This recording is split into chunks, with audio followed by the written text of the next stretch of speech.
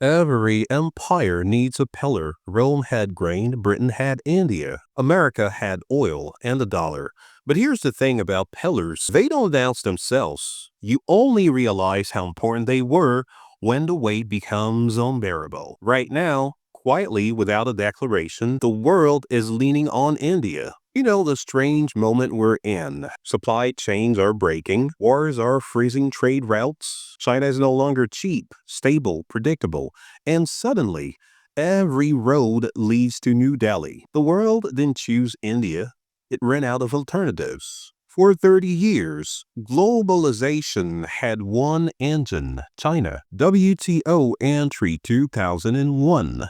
Factory of the world, cheap labor plus scale, political stability for investors. But engines wear out. Trade wars, sanctions, tag bans, Taiwan. Suddenly, dependency became a liability. The U.S. imposed a 25 duty on India's Russian oil purchases in August of 2025, followed by sanctions on Russian energy companies. This is the kind of pressure that reshapes alliances. The world sees India as the safe bet. Why?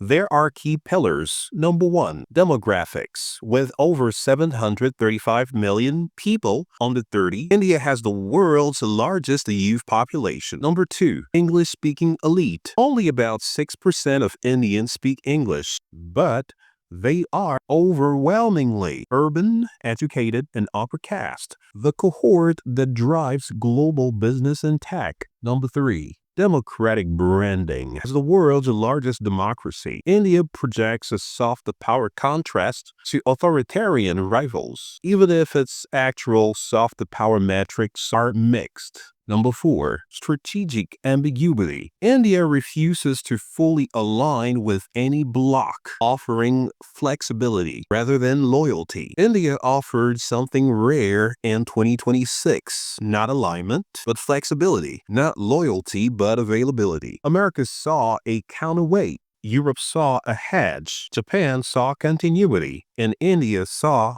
opportunity. And there's the myth of strategic friendship. Let's say this clearly. The U.S. does not believe in India. It needs India. The Quad Leaders Summit was postponed in 2025, but institutional cooperation, maritime security, critical technologies continued unabated. Military logistics. The foundational agreements Limaha, Kamkasa, Becca allow the two militaries to share bases, communication, and geospatial intelligence. Tech transfers. The GE F414 jet engine deals includes up to 80% technology transfer for India's Tejas, Mk2, and fighters. Visa diplomacy. The U.S. remains the top destination for Indian skilled migrants, biting the two economies. And need is not respect.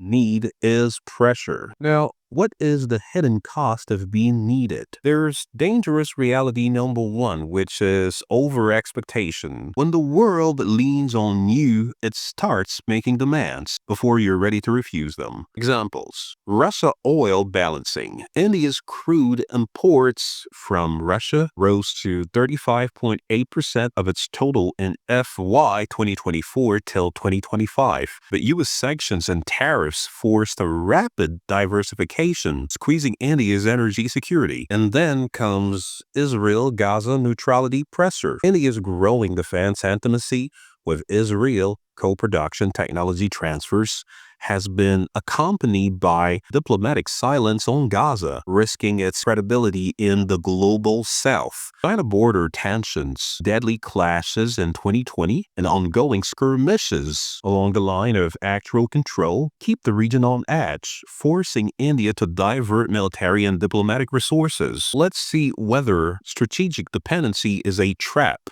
Dependency doesn't look like change, it looks like praise. Headlines calling you the next superpower, investors calling you inevitable, until one day they ask for something you cannot give. And don't forget, History doesn't forgive pillars. Let's see some historical parallels. Iran in the 70s. The Shah was seen as a stable pillar of U.S. security in the Middle East until the 1979 revolution abruptly ended that role. Japan in the 80s hailed as a future economic leader. Then the Plaza Accord and acid bubble burst led to decades of stagnation. Germany pre-World War II.